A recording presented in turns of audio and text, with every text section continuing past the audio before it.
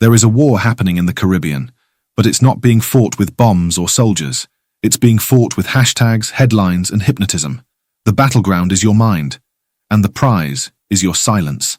Recently, a statement by the Prime Minister of Trinidad and Tobago sent shockwaves across the region. A warning, dressed as diplomacy.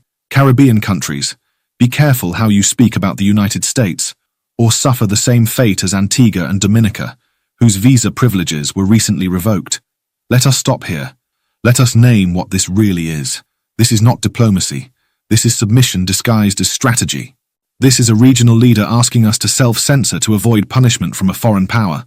And worse, instructing Caribbean citizens to turn a blind eye to injustice so we don't disrupt our visa comfort. Let us be honest with ourselves. When did fear become a foreign policy? When did we become so desperate for access to Babylon's gate that we forgot our own doorway to sovereignty? And why is it that every time the United States coughs, Caribbean leaders reach for a handkerchief? A manufactured firestorm. The fallout online was immediate. Social media lit up with arguments. Trinidad versus Antigua. Supporters of the Prime Minister praising his pragmatism.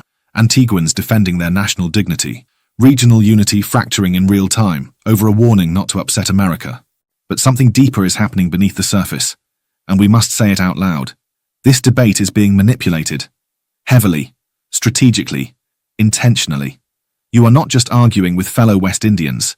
You are arguing with foreign bots, state-sponsored algorithms, paid digital influencers, artificial opinion makers planted to stoke division, inflate certain narratives, and drown out voices calling for regional truth.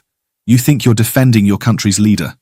But what you may actually be defending, without realizing it, is American foreign policy wrapped in Caribbean flesh. The real threat is not each other. The truth is not complicated. The United States has a long history of punishing small nations who resist, who speak up, or who chart independent courses, especially black and brown nations.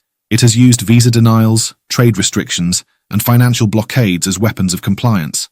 So when one of our own Caribbean leaders starts echoing that playbook, warning us not to speak freely, not to criticize injustice, not to make America uncomfortable, we must ask ourselves, whose interests are being protected here? Because it surely isn't the interests of the Caribbean people. Our region is facing economic strangulation, youth disillusionment, climate threats, migration displacement, and rising debt. Not because we spoke too freely, but because we negotiated too softly. And now, in the digital age, the oppression has gone stealth. We are no longer being occupied by armies. We are being occupied by narratives. Caribbean people must rise above this trap. We must be vigilant, because in this moment, the greatest danger is not